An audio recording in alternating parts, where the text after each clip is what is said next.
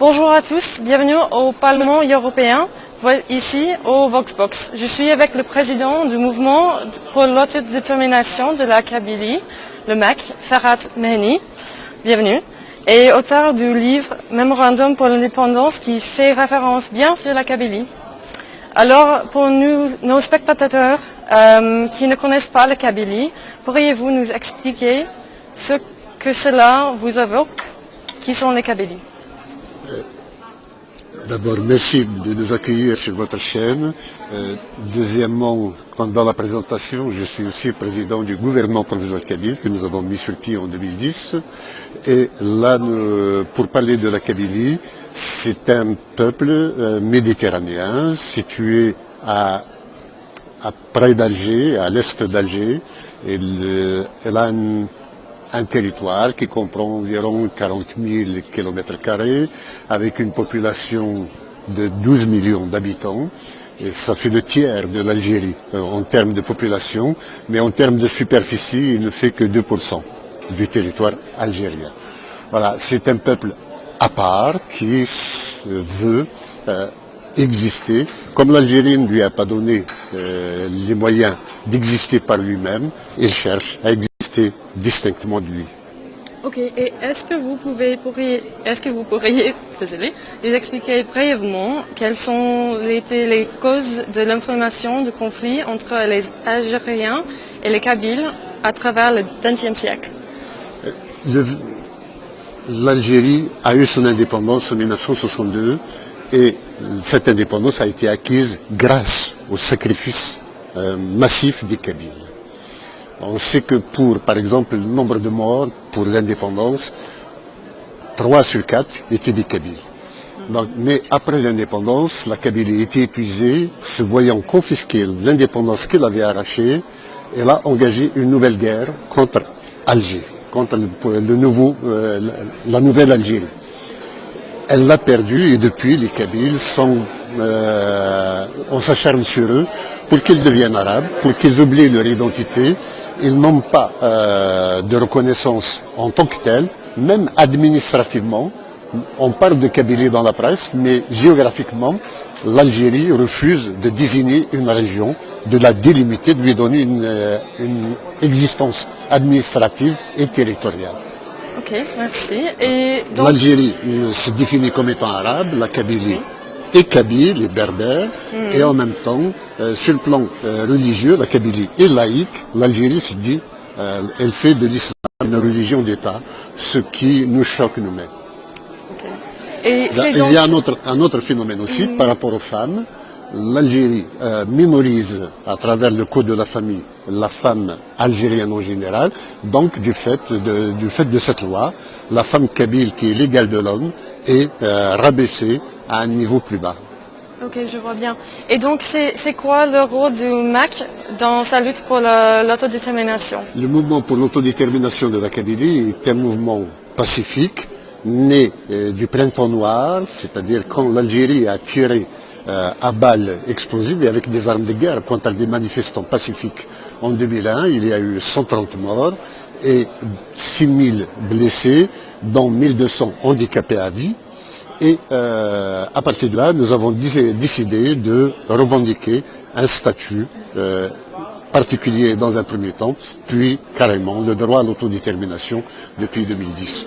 Donc le MAC est un mouvement qui conscientise et qui draine la population derrière lui pour aller vers l'autodétermination. On le voit à travers les marches qu'il organise tous les 20 avril. Ils sont gigantesques ces marches, c'est des centaines de milliers de personnes qui descendent dans la rue.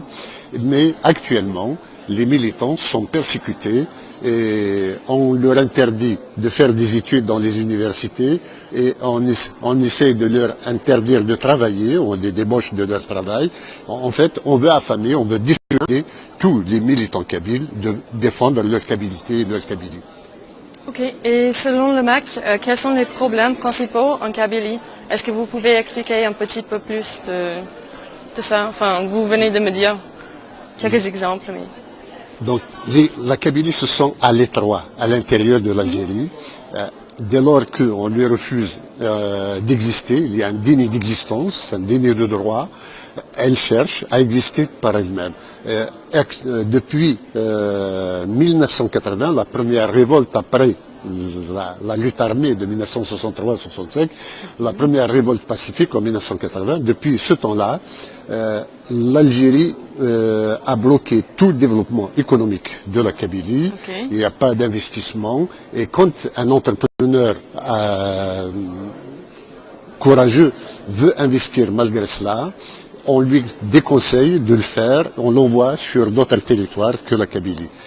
Pire que cela, depuis 2006, il y a eu plus de 500 commerçants ou fils de commerçants ou entrepreneurs qui ont été kidnappés avec rançon juste pour les délocaliser pour que la Kabylie ne se développe pas.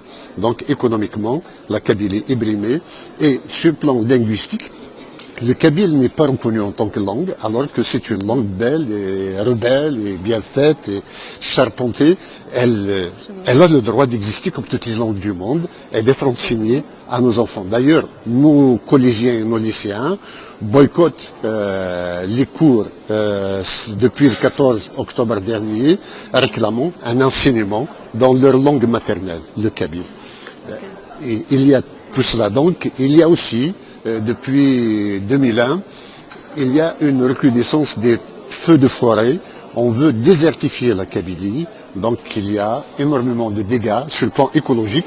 Et si le désert avance vers la Kabylie, il est certain que le bassin, la côte sud de l'Europe sera un jour ou un autre touché par l'avancée du désert.